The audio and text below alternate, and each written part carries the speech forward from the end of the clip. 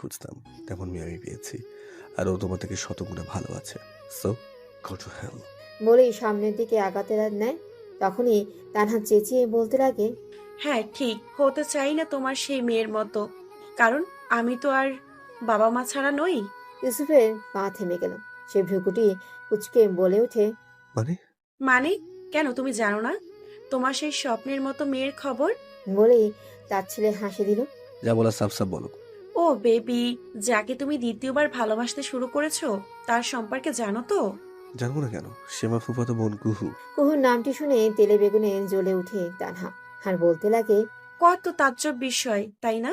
The one and only star Yusuf. সে ভালোবাসে এমন একজন মেয়েকে যে পিতৃত্বহীন, তার জানাই নেই সে কার মেয়ে, যার নিজের কোনো পরিচয়ও নেই, যাকে সমাজ বলে নাজায়েজ। হা, সো ফানি। ইউসুফের এটি শুনে যেন মাথায় আকাশ ভেঙে পড়ল। কি বলছে এসব? সবকিছু তার এলোমেলো লাগছে। তারপরও নিজেকে সামলে বলে ওঠে, ওর নাম পরিচিতি দিয়ে আমার কিছু যায় আসে না, দরকার হলে সে তার নামেই বাঁচবে বা আমার নামে। বলে চলে যেতে নেয়। তারপর আবার ফিরে এসে তানহাকে বলে, ও যদি কোনো পতিতালয় থেকে উঠে আসতো না, তাও আমি তাকে একই রকম ভাবে ভালোবাসবো। বলেই হনহন করে চলে যায় ইউসুফ। আর তানহা এত অপমান সহ্য করতে না পেরে মাটিতে বসে পড়ে। নিজের চুল ছিঁড়তে লাগলো, আর চিৎকার করে কাঁদতে লাগলো। নানুমা ধীরে ধীরে চোখ খুলেন, তার চারপাশে চোখ বুলালেন। তখন বেহুশ পর থেকে তাকে বাসায় নিয়ে আসা হয়। জ্ঞান না ফিরায় ডাক্তার ডাকা হয়। তিনি ধীরে ধীরে বসে পড়েন। সামনে তার ছেলে, ছেলের বউ, তার নাতি নাতনি বসে। কুহু তার নানুমার হাত ধরে বসে আছে। তার ছেলে আর ছেলের বউ হাজার প্রশ্ন চোখে তাকিয়ে আছে। এবার না পারতেই তিনি মুখ খুলে বলতে লাগলেন, সেবার কায়নাত ভার্সিটি পাশ করে বের হয়, ঢাকা আসে চাকরির জন্য। সেখানেই থাকার জন্য তার বান্ধবীর সাথে একটি ফ্ল্যাট ভাড়া করে ওঠে। ভালো চলছিল সব। তখন তোরা বিদেশে থাকিস, তখন মাত্র তুই সেখানে নিজের বিজনেস দাঁড় করিয়েছিস, আর এখানে পাওনাদারদের টাকা শোধ করতে হিমশিম খাচ্ছিলাম তোর পাঠানো টাকা দিয়ে। তোকে চাপও দিতে পারছিলাম না তখন, তাই বাধ্য হয়েই কায়নাতকে ছাড়ি একা। সেটাই যেন ভুল হয়েছিল। কিছু মাস ভালোই কাটছিল, তখন তোরও বিজনেসে সফলতা আসতে লাগলো, পাওনাদারদের ঝামেলা মিটে গেল। তাই ভাবলাম আমি নিজে গিয়ে এবার কায়নাতকে নিয়ে আসব, আর চাকরি করতে দিব না। এবার বিয়ে দিয়ে ফরজ কাজ আদায় করব। কিন্তু তা যেন আর হলোই না। পরের দিন খুব ভোরে বাসার ডোরবেল বেজে ওঠে। যে দেখি কায়নাত এসেছে। দেখতে কেমন যেন বিধ্বস্ত লাগছে। উস্কো খুস্কো চুল, শুকনো মুখ, চোখের নিচে কালো দাগ পড়ে গেছে তার। মনে হচ্ছিল কত রাত জানি নির্ঘুম কেটে গেছে তার। এসব দেখে বুকটা আমার ধক করে ওঠে। আমাকে দেখে কায়নাত জড়িয়ে ধরে কাঁদতে লাগে। ওকে আমরা খুব কম কাঁদতে দেখেছি। সে কান্না করতে করতে এক পর্যায়ে বেহুশ হয়ে যায়। আমি একা মানুষ, কি করব ভেবে পাচ্ছিলাম না। কাজের মেয়েটিকে দৌড়ে পাশের বাসায় একটি ভাবি থাকতো, তিনি আবার ডাক্তার ছিলেন, তাকে ডাকতে পাঠাই। উনি এসে কায়নাতকে দেখে চিন্তিত সুরে বললেন, আপা, আপনার মেয়ে কি ম্যারিড? না আপা। ও তো প্রেগন্যান্ট। কি বলছেন? জি, আমি ঠিক বলছি। আর এই নাওয়া খাওয়া একদম বন্ধ করে দিয়েছে, তাই ও সেন্সলেস হয়ে গেছে। আপনি চাইলে টেস্ট করাতে পারেন। আমার কথা বিশ্বাস না হলে আমি আসি। সেদিন আমার পায়ের নিচ থেকে মাটি সরে গেছিল। এত কষ্টে মানুষ করে কি লাভ হলো? কায়নাত আমার বিশ্বাস ভেঙে দিল। সেদিন খুব মেরেছিলাম কায়নাতকে। সে শুধু কেঁদে কেঁদে বলেছিল, মা, আমি কোনো দোষ করিনি, এই যে আমার ভালোবাসার চিহ্ন। ওই তারপর থেকে একদম চুপচাপ হয়ে যেতে লাগলো। শুধু পেটে হাত দিয়ে বিড়বিড় করে কথা বলতো। এর মাঝে এলাকায় জানাজানি হবে বলে তাকে গর্ভপাত করানোর জন্য হাসপাতালে নিয়ে যাই, কিন্তু তখন অনেক দেরি হয়ে গেছে। তাই ওকে নিয়ে গ্রামের বাড়ি চলে যাই।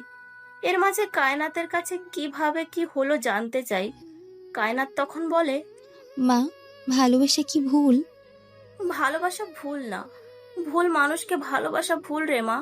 তখন কায়নাত দীর্ঘশ্বাস ছাড়ে আর একটি বাক্স এগিয়ে দেয়, আর বলতে লাগে, মা, আমি যে অফিসে জব করতাম, সেই অফিসের আঙ্কেল আমাকে অনেক আদর করতেন। তার দুই ছেলে, বড় ছেলে হাবিব, আয়মানের বাবা, আর ছোট ছেলে ফাহিম, এহসানের বাবা। হাবিব তখন বিদেশে থাকতো, আর ফাহিম দেশেই থাকতো। ফাহিমের সাথে আমার ভালো বন্ধুত্ব হয়ে ওঠে, কিন্তু হাবিবের সম্পর্কে কিছু জানতাম না তখন। আমি ভাবতাম সে একাই, একদিন আমাদের বস মানে হাবিবের বাবা খুব অসুস্থ হয়ে যাওয়ায় ফাহিম তাকে নিয়ে চলে যায় আব্রড। তখন অফিস সামলাতে দেশে আসে হাবিব। তার পিএ হিসেবে কাজ করতে লাগলাম। এক পর্যায়ে তার সাথেও আমার বন্ডিং ভালো হতে লাগলো, বন্ধুত্ব হতে লাগে। এক পর্যায়ে আমরা বন্ধু থেকে বেশি কিছু হয়ে যাই, যার নাম ছিল না। কারণ হাবিব বিবাহিত ছিল, তার সংসার ছিল, সন্তান ছিল, তাই আমরা ওখানে সব স্টপ করে দেই। এভাবে কেটে যায় কয়েক সপ্তাহ। এর মাঝে একদিন অফিসে বড় একটা ডিল পাওয়ার উপলক্ষে একটা পার্টি থ্রো করে। সেদিন হাবিব অনেক ড্রিঙ্কস করে ফেলে এবং অসুস্থ হয়ে যায়। যেহেতু পার্টিতে ওদের বাসায় থ্রো করা হয়েছিল, তাই তাকে রুমে দিতে যাই। তার তো কোনো জ্ঞানই ছিল না, আর সেটাই যে আমার ভুল ছিল। সে রাতে না চাইতো আমরা ভুল করে বসি। এরপর থেকেই হাবিব গাছাড়াভাবে চলে এসে পড়ে, আর আমি আমার মাঝে তখন অংশ বুঝতে পারি এবং তাকে জানাই। আর সে ছুটে চলে আসে। আসবেই বা না কেন, এ যে তার সন্তান আমি আমার পেটে ধারণ করেছি। এরপর আমরা আমাদের নতুন দুনিয়া শুরু করি, যেখানে আমি আর হাবিব ছিলাম। একদিন হাবিব বের হয়ে যাওয়ার পর একজন মেয়ে আসে, তার সাথে একজন মধ্যবয়সী মহিলা। তাদের দেখে চিন্তা অসুবিধা হয় না আমার। সে যে তার প্রথম স্ত্রী আর তার মা। তাদের সাথে একটি 13 বছরের ছেলে ও একটি 2 বছরের মেয়ে ছিল। মালা হাবিবের স্ত্রী বলতে লাগে, কেন এমন করলে? আমি তখন বুঝতে পারিনি কি বলছেন তিনি। মানে মানে আমি পেপারসটি হাতে নিয়ে দেখি ডিভোর্স পেপার। তার মানে হাবিব তাকে ডিভোর্স দেবে ভেবে আনন্দ ফুটে উঠল মনে, যা শুধু ক্ষণিকের জন্য ছিল। কথায় বলে না, অন্যের সুখ শান্তি নষ্ট করে কখনো সুখী হওয়া যায় না। আমারও তাই হলো। সেদিন মালা অনেক আকুতি মিনতি করেছিল যে তাকে ফিরিয়ে দেই, কিন্তু আমি যে স্বার্থপর হয়ে গিয়েছিলাম, তাই তাকে ফিরিয়ে দিই। কারণ প্রাণ থাকতে আমি যে তাকে ছাড়তে পারবো না। তখনই সেই 13 বছরের বাচ্চাটি আমার কাছে এসে বলে, কি আমার পাপাকে ফিরিয়ে দাও। জানো সে এখন আর খেলে না আমার সাথে, আগের মতো কথাও বলে না, আমাকে খাইয়েও দেয় না, খুব কষ্ট হয় আমার, প্লিজ। সেদিন আমি স্তব্ধ হয়ে যাই। হবই বা না কেন, আমিও তো মা হতে চলেছি। তখন হাবিবের মা বলেছিল, তুমি আমার সংসার ভেঙেছো। তুমি এ জীবনে না শান্তি পাবে আর না ও জীবনে। একটি একটি মার অভিশাপ। মনে রেখো, অবৈধ তোমাদের সম্পর্ক। জানো তো এসব মেয়েদের কি বলে? রক্ষিতা বলে। আমি সেদিন শুধু চোখে পানি ফেলেছিলাম। সত্যি অনেক বড় ভুল আমি করেছি। হাবিব তার পরিবারকে অনেক ভালোবাসতো। আরমান তার জান ছিল। আমার জন্য সে সব ছেড়ে দিতে রাজি ছিল, কিন্তু অন্যের সুখ কেমন করে সুখী হতাম। আমার সাথে থাকাকালীন হাবিবকে লক্ষ্য করতাম, ও খুশি বাইরে থাকলেও ভেতরে ভেতরে মরে যাচ্ছিল। তাই সব ছেলে নিজের ভালোবাসা বিসর্জন দিয়ে ওকে দূরে ঠেলে দিই, এক প্রকার ইগনোর করতে লাগি। একদিন এসব নিয়ে খুব ঝগড়া হয় আমাদের মাঝে, আর হাবিব আমাকে ছেড়ে চলে যায়। যা আমি চাইছিলাম, সে চলে গেল, আর একবারও পিছনে ফিরে তাকায়নি। তাকালে আর যেতে পারতো না।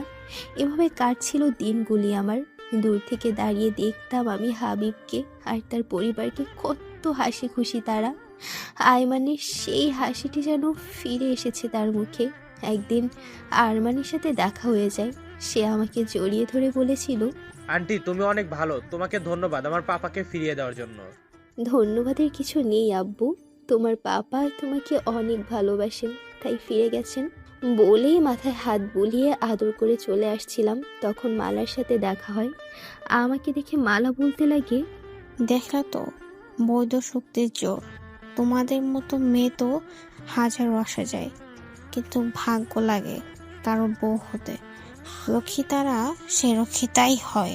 আমি কিছু বলিনি, শুধু হেসে বলেছিলাম, ভালো থাকবেন, চলি। বলে সেদিন চলে আসি তোমার কাছে মা। সত্যি মা, কারো বউ হতে ভাগ্য লাগে। আমি যে অনেক বড় পাপী মা। আমার বাচ্চা বাবার নাম পাবে না মা, কখনো। আমি জানি যদি আমার কিছু হয়ে যায়, আমার নামে আমার মেয়ের নাম রেখো। সেদিন আমার কায়নাতের কথায় খুব খারাপ লাগলেও খুশি হয়েছি। সে আমার মেয়ে, নিজে পুড়ে ছাই হয়ে অন্যের সংসার জোড়া লাগিয়েছে। এরপর দেখতে দেখতে ডেলিভারির সময় এসে যায়। এর মাঝে কায়নাতের শরীরও খারাপ হতে লাগে।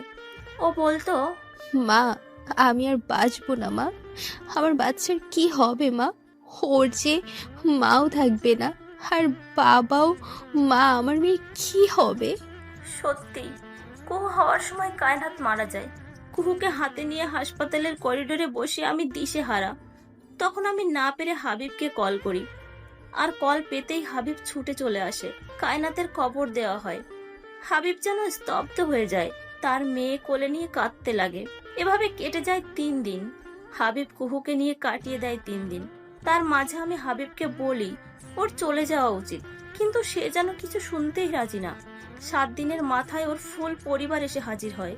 অনেকে অনেক কথা বলে। হাবিবের মা তার সন্তানদের দোহাই দিয়ে তাকে নিয়ে যায়, কিন্তু হাবিব কুহুকে নিতে চায়, যা মালা চায় না। এক পর্যায়ে এ নিয়ে তর্ক শুরু হয়। তারা এক পর্যায়ে এটা বলতে লাগেন কায়নাতের চরিত্র ভালো না, আর কুহু হাবিবের সন্তান না, অন্যের সন্তান হাবিবের ঘাড়ে চাপিয়ে দিচ্ছি আমরা। এবং মালা আয়মানের কসম দিয়ে বসে আর বলে একে তাদের সাথে নিলে বা কোনো সম্পর্ক রাখলে আয়মান আর তানহাকে নিয়ে ট্রেনের নিচে পড়ে যাবে। তারপর থেকে আর কখনো তাদের সাথে যোগাযোগ রাখেনি তারা। আর মাসে মাসে কুহুর জন্য হাবিব টাকা পাঠাতো, যা এহসানের বাবা দিয়ে যেত। এটুকু বলেই নানুমা দম নিলেন আর চোখের পানি ছেড়ে দিলেন। নানুমার সামনে বসে থাকা সবাই চুপ। আমি কাঁদতে কাঁদতে নানুমাকে জড়িয়ে ধরি। সেদিন নানুমা আমাকে একটা বক্স এগিয়ে দেন, যা মা আমাকে দিতে বলে গেছেন। এদিকে হাবিব তার রুমে বসে সেই ছোট কুহুর সাথে তুলার ছবি দেখে কাঁদছেন। তিনি চাইলেও যে তার মেয়েকে আদর করতে পারছে না। কত বড় হয়েছে তার মেয়ে, দেখতে ঠিক কায়নাতের মতোই হয়েছে। হাবিব ছবি দেখতে ব্যস্ত, তখন রুমে মালা ঢুকে আর তার হাতে প্রতিবারের মতো সেই ছবি দেখে মাথায় আগুন জ্বলে ওঠে এবং ফোঁস করতে করতে বের হয়ে যেতে নেয়। তখনই হাবিব বলে ওঠে, অতীতের যে হার ধরে আর কত বর্তমানকে কষ্ট করবে মালা? আমি ভুল করেছি, আমি মানি। তাই বলে এভাবে আর কত মুখ ফিরিয়ে রাখবে আমার থেকে? এবার তো এসব ভুলে আমরা আগে বাড়তে পারি। তখনই মালা রাগে বলতে থাকে, পারতাম আরো আগে ভুলে যেতে, তুমি দিচ্ছ কই বলতে? হাবিবের হাতে ছবিগুলো নিয়ে বলতে লাগে আবার, এই যে তোমার আঁকড়ে রাখা স্মৃতি, আমাকে ভুলতে দিয়েছে কই? বলো, প্রতি রাতে এগুলো ধরে কাঁদো আর আমাদের অপরাধী করে তুলো তুমি। তোমার কাছে আমাদের চেয়ে এসব দামি। আমি থাকি বা মরে যাই, কি আসে যাই বলো? বলেই ঘর থেকে বের হতে নেয়। আর তখন হাবিব মালাকে শক্ত করে জড়িয়ে ধরে কাঁদতে লাগে আর বলতে লাগে, মালা প্লিজ, আমার জীবনে তোমরা যেমন ইম্পর্টেন্ট তেমনই কুহুও হতো আমারই অংশ। তখনই মালা ধাক্কা মারে হাবিবকে আর বলে, তাহলে ছেড়ে দাও আমাদের, নিজের অংশ নিয়ে বাঁচো বলে বের হয়ে যায়। আর যাই হোক না কেন, মেয়েরা যে তার স্বামীর বা কাউকে দিতে পারে না। সেদিনের পর থেকে নানুমার অবস্থা খারাপ হতে লাগে। আপন মানুষগুলো পরিবর্তন হতে লাগে। আন্টি মা, মামা, তাদের আমার প্রতি করা আচরণে পরিবর্তন চলে আসে, যা খুব কষ্টদায়ক। যেমন তারা আমার সাথে এক টেবিলে বসে খায় না, আগের মতো কথা বলে না, কেমন একটা গা ছাড়া ভাব। মাঝে এমন ভাব তারা প্রকাশ করে যেন তারা আমার প্রতি বিরক্ত। আন্টি তো আমাকে আন্টি মা ডাকতে না করে দিয়েছেন, আর যত সম্ভব নিজের রুমে থাকতে বলেছেন। হয়তো আমি না জায়েজ বলে ইগনোর শুরু করেছেন তারা। এই সব কিছুই ইউসুফ খেয়াল করছিল। সে যত সম্ভব আমাকে হাসি খুশি রাখতো। আমি ইউনিভার্সিটিতে যাওয়া স্টার্ট করি। একমাত্র যতক্ষণ ওখানে থাকি বান্ধবীদের সাথে হাসি খুশি থাকি। একদিন ইউনিভার্সিটি থেকে বাসায় চলে আসি, তখনই একটা কল আসে। কলটা রিসিভ করতে সাথে সাথে হাত থেকে ফোনটা পড়ে যায় আমার, আর আমি দৌড়ে বের হয়ে যাই। চোখ থেকে অনর্গল পানি পড়ছে, মনে মনে আল্লাহ ডাকছি সে যেন ভালো থাকেন, তার কোনো ক্ষতি না হয়। আমি দৌড়ে বের হতেই ড্রাইভার চাচার সাথে দেখা। তিনি আমাকে দেখে বলতে লাগেন, কি হয়েছে মা, কান্দেন কেন? চাচা, ভাই অ্যাক্সিডেন্ট করেছে, সেখানে যাচ্ছি। ও বুঝবার পারছি, আপনি গাড়িতে বহেন, আমি নিয়ে যাইতেছি। আমি সম্মতি জানিয়ে গাড়িতে বসে পড়লাম। তখন কেউ একজন ভাইয়ার নাম্বার থেকে কল করে বলেছেন তিনি অ্যাক্সিডেন্ট করেছেন আর গুরুতরভাবে আহত। গাড়ি চলছে, আমি এদিকে কাঁদতে কাঁদতে শেষ। এত ঘৃণার মাঝে সেই তো একজন যে আমাকে ভালোবাসে, তার কিছু হলে যে আমি অচল হয়ে পড়ব। এদিকে আমি কাঁদতে কাঁদতে শেষ, কোনো হুঁশ নেই আমার। গাড়ি কই যাচ্ছে তাও জানি না, শুধু চোখ বন্ধ করে আল্লাহর কাছে দোয়া করে যাচ্ছি। একটি জায়গায় এসে গাড়ি থেমে যায়, আমি বের হই, দেখি এটি একটি কোনো নদীর পার। আমি গাড়ি থেকে নামতেই চাচা বললেন, মা, আপনার গন্তব্য সামনে, এখান থেকে একাই যেতে হবে আপনার। আমি ওনার কথা কিছু বুঝলাম না, মাথায় শুধু ঘুরছে আমার সাইকো ঠিক আছে তো। আমি আর কিছু না ভেবে দৌড়ে সামনে গেলাম। কিছুটা যেতে সামনের ব্যক্তিটাকে দেখে হাঁটু গেড়ে বালিতে বসে পড়লাম। দু হাতে মুখ ধরে কাঁদতে লাগলাম। ইউসুফ অক্ষত অবস্থায় দাঁড়িয়ে আছে সামনে। আমাকে ওখানে বসে পড়তে দেখে তিনি দৌড়ে এসে আমার সামনে বসে পড়লেন আর বলতে লাগলেন, কি হয়েছে বাবুই পাখি? আমি তার কথা না শুনে তাকে কিল ঘুষি দিতে লাগলাম, আর কান্নার বেগ যেন আরো বেড়ে গেল। আপনি খুব খারাপ, সব সময় এমন করেন, কেন করলেন এমন? কত ভয় পেয়েছে আমি জানেন, থাকবো না আর আমি, বলে উঠে যেতে নিলাম। তিনি আমাকে টেনে তার বুকের মাঝে নিয়ে শক্ত করে জড়িয়ে ধরে বললেন, বাবুই পাখি, আমি ঠিক আছি, কিচ্ছু হয়নি আমার। দেখো, আর কেঁদো না প্লিজ। আচ্ছা, সরি, কান ধরছি এবার। বলে ইউসুফ কুহুকে ছেড়ে কানে ধরল। আমি দুহাত বুকে গুজে দাঁড়িয়ে আছি, অন্যদিক মুখ করে। আর যাই হোক, আমি ওর সাথে কথা বলবো না। এটা কেমন কাজ করলেন তিনি? তখন আমার মনে হচ্ছিল আমার কলিজাটাকেও চিরে বের করে ফেলছে। মুখ অন্যদিকে ঘুরিয়ে রেখেছি। তখনই তিনি বলতে লাগেন, এখন রাগ করে থাকলে সত্যি মরে যাবো কিন্তু। ওনার কথা শুনে ফুপিয়ে কেঁদে উঠি। উনি বলতে লাগেন, আবার কাঁদে কেন? আপনি এমন কেন করলেন? আমার কাছে তো হাতে গোনা 2-4টা মানুষ ছাড়া আপন বলতে কেউ নেই, আর আপনি আমার সাথে এমন করলেন। আচ্ছা বাবুই পাখি, আমি সরি, এতগুলো। আমি হেসে দিই, আর উনি আমাকে আস্তে পিস্তে জড়িয়ে ধরে। আমি তাকে শক্ত করে জড়িয়ে ধরি। তার বুকে যে শান্তি লাগছে বলার বাইরে। এই মানুষটিকে যে না চাইতেও ভালোবেসে ফেলেছি আমি, আর কিছুতে হারাতে চাই না তাকে। তার সাথে বাঁচার লোভ জাগছে দিন দিন খুব করে। জানি তিনি মাঝে মাঝে সাইকো রূপ ধারণ করেন, তাতে কি, আমি মানিয়ে নিতে পারবো সব তার জন্য। বাবুই পাখি, হুম, বলেছিলাম না তোমার জন্য সারপ্রাইজ আছে, আসো। বলে তিনি আমাকে হাতে ধরে কাউকে কল করে এগিয়ে গেলেন। তখন 2টা লেডি বডিগার্ড, যাদের আমার জন্য রাখা হয়, তারা আসেন। বাবুই পাখি, তাদের সাথে যাও। আর হ্যাঁ, ওরা যা যেমন ভাবে বলে তা শুনবে, না হলে মারবেন? চোখ পিটপিট করে বললাম। তিনি হেসে বললেন, না, কষ্ট পাবো। ঘন্টাখানেক পর আমাকে তারা প্রিন্সেসের মতো প্রিন্সেস সাজিয়ে দিয়েছে। সিন্ড্রেলার মতো একটি গাউন ড্রেস পরানো হয়েছে নীল কালারের, যার ঘের অনেক। ড্রেসটির ম্যাগি হাতা, খুব সুন্দর করে চুলগুলো খোপা করে দিয়ে কিছুটা ছেড়ে দিয়েছে। মাথায় ডায়মন্ডের ক্রাউন পরানো হয়েছে, সাথে কানে ডায়মন্ডের ছোট টপ, আর গলায় লকেট। সব মিলিয়ে নিজেকে রূপকথার রাজকন্যার মতো মনে হচ্ছে। সাজার পর তারা আমাকে নিয়ে সেই নদীর পাড়ে আসলেন। এটা নদীর পাড়ের কোনো রিসোর্ট। এখানে খুব সুন্দর করে ডেকোরেশন করা, ছোট্ট একটা টেবিলের পাশে রাউন্ড করে লাইটিং করা, আর বালিতে নানা রকমের আলো ছড়িয়ে ছিটিয়ে আছে। তারা আমাকে কিছু দূর রেখে চলে যায়। আমি ধীর পায়ে এগিয়ে যাই সামনের দিকে। সামনের দিকে যেতে ইউসুফকে দেখতে পাই। তাকে দেখে মনে ধক করে ওঠে। ওনাকে অনেক সুন্দর লাগছে। নীল কালারের স্যুট পরেছে তিনি, কোটের একপাশে সুন্দর ব্রোচ লাগানো, মাথার চুলগুলো জেল দিয়ে সেট করা। সব মিলিয়ে আরেক দফা ক্রাশ খেলাম। সত্যি মানুষ এত সুন্দর কেমনে হয়? তার চোখগুলো যে আমাকে ঘায়েল করে প্রতিবার। তার চাহনিতে আমাকে পাওয়ার কত নেশা বোঝা যায়। ইউসুফ তার বাবুই পাখিকে দেখে থমকে গেছে। বুকের ভেতর চিনচিন করে ব্যথা অনুভব করছে। সে যে এই পিচ্ছি মেয়েটিকে মনের গহীন থেকে ভালোবেসে ফেলেছে। আচ্ছা, ভালোবাসা মানুষের কি নজর লাগে? তাহলে হয় ইউসুফের নজরটা লেগে যাবে। এসব ভেবে ইউসুফ কুহুর দিকে পা বাড়ায়। কুহু তার গাউন ধরে ছোট কদমে হেঁটে আসছে, যা দূর থেকে বারবি ডল বলে মনে হচ্ছে। ইউসুফ কুহুর কাছে দাঁড়িয়ে অনেকক্ষণ যাবত, কিন্তু কিচ্ছু বলছে না, শুধু তার বাবুই পাখির মুখটা বিচন করে যাচ্ছে। তারপর হুট করে কুহুর চোখের নিচ থেকে কাজল নিয়ে কুহুর কানের পেছনে লাগিয়ে দিল আর বলল, এখন আর কারো নজর লাগবে না, আমারও না। আমি হেসে দিলাম। আপনাকে এসব কে বলেছে? মম মাঝে মাঝে আমার সাথে এমন করেন। ওহো, 1 মিনিট বলে আবার আমার চোখে কাছ থেকে কাজল দিয়ে ইউসুফের কানে দিয়ে বললাম, এবার আপনারও লাগবে না নজর। দুজনেই হেসে দিলাম। তখনই ইউসুফ তার হাত আমার দিকে বাড়িয়ে দিল আর বলল, মে আই? বলে হাত বাড়িয়ে দিলাম। তিনি আমাকে নিয়ে সেই টেবিলের কাছে গেল। দূর থেকে না যত সুন্দর লাগছিল, কাছ থেকে আরো বেশি সুন্দর লাগছে। তার সাথে ব্যাকগ্রাউন্ডে স্লো মোশন সং চলছে। ইউসুফ আমাকে সেখানে নিয়ে এসে একপাশে দাঁড়ালো। আমি একটু এগিয়ে গিয়ে সবকিছু দেখছি। এই যে কোনো স্বপ্নের চেয়ে কম নয়। আচ্ছা, এত সব সইবে তো আমার কপালে, এসব ভাবছি।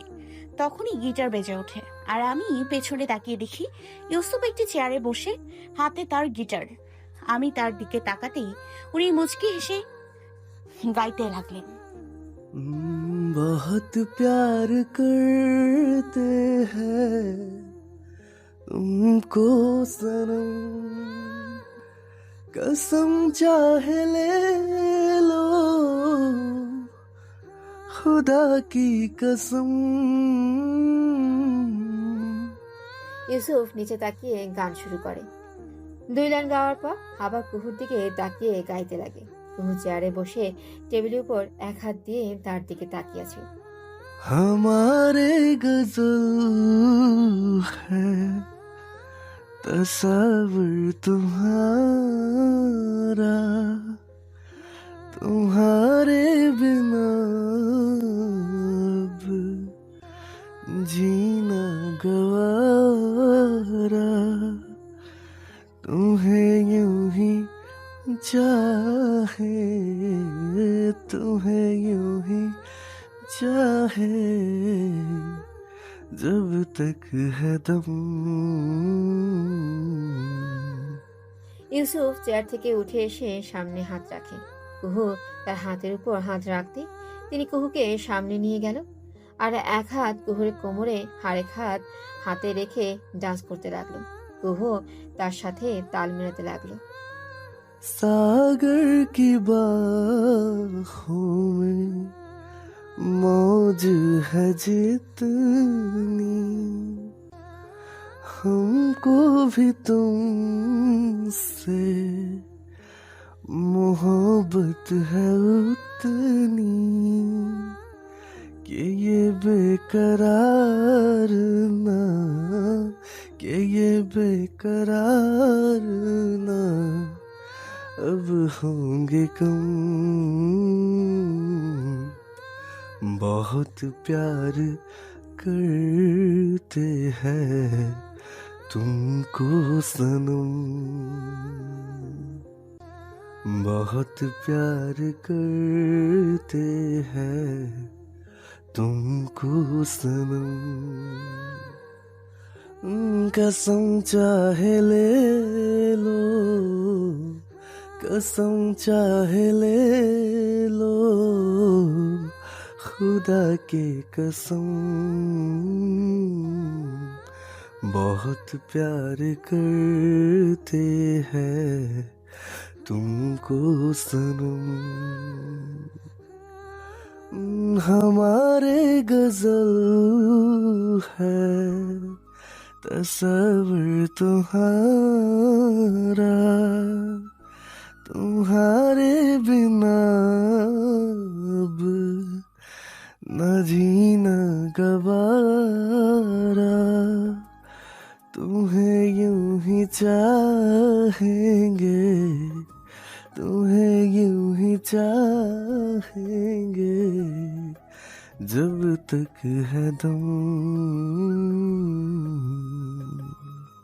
हो सागर के बाहों में मौज है जितनी, हमको भी तुमसे मोहब्बत है उतनी, कि ये बेकरार ना, कि ये बेकरार ना अब होंगे कम।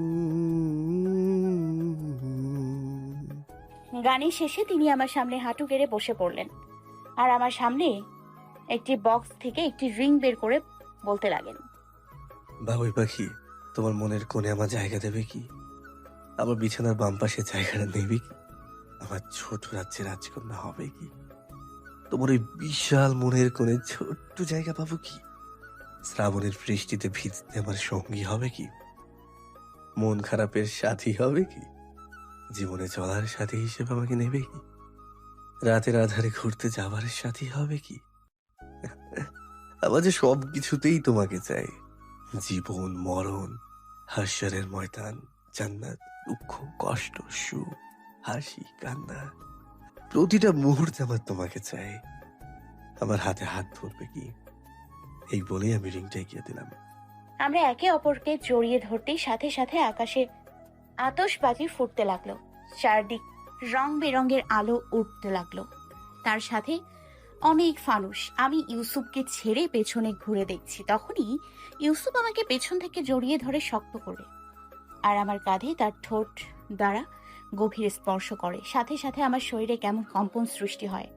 আমি ইউসুফের হাতের উপর হাত রাখি। কিছুক্ষণ পর সেখান তার থুতনি দিয়ে আমার কানের কাছে ফিসফিস করে বলতে লাগে, হ্যাপি বার্থডে বাবুই পাখি, many many happy Returns of the day. বলেই আমার গালে শব্দ করে চুমু খেলেন। আমি লজ্জায় লাল হয়ে গেছি। তার দিকে তাকানোর সামর্থ্য আমার নেই, তার সাথে আমার চোখে পানি। আজ পর্যন্ত কেউ আমার বার্থডে এভাবে করেনি। কখনো ভাবিনি এমনও সময় আমার জন্য আছে। আমি নিঃশব্দে কেঁদে দিলাম। ইউসুফ হয়তো বুঝতে পারছে। সে আমাকে তার দিকে ফিরিয়ে তার কপালের সাথে কপাল ঠেকিয়ে একদম মৃদু স্বরে নেশা লাগানো কণ্ঠে বলতে লাগেন, Why are you crying বাবুই পাখি? তোমার কান্না যে ঠিক এই জায়গায় আমার এই বুকের বাম পাশে গিয়ে লাগে। আমি তোমাকে ভালোবাসি বাবুই পাখি, খুব। I love you. I love you too বলে জড়িয়ে ধরলাম। আমার জন্য এত কিছু কেউ কখনো করেনি। আপনাকে অনেক ধন্যবাদ এত সুন্দর একটি মুহূর্ত করার জন্য। ধন্যবাদ আমার চাই না, আমার রিটার্ন গিফট চাই। আমার কাছে তো এখন কিছু নেই বলে মাথা নিচু করে ফেললাম। তিনি তার হাতের আঙ্গুল দিয়ে আমার থুতনি নিচে দিয়ে আমার মুখটা উঁচু করে বলতে লাগলেন, তুমি কি জানো আমার লাইফের সব থেকে বড় গিফট তুমি, আর রইল রিটার্ন গিফট আমি নিয়ে নিচ্ছি। বলেই তিনি আমার ঠোঁট তার ঠোঁটের ভাঁজে আবদ্ধ করে নিলেন। সাথে সাথে চোখ বড় হয়ে গেল। এমন কিছু সাইকো করবে ভাবিনি। কিছুক্ষণ পর ছেড়ে দেয় তিনি আর কাউকে কল দেন। সাথে সাথে একজন কেক নিয়ে হাজির। কেক রেখে তিনি চলে যান। ইউসুফ আর আমি মিলে কেক কাটলাম। আমি তাকে খাইয়ে দিলাম, সে আমাকে খাইয়ে দিল।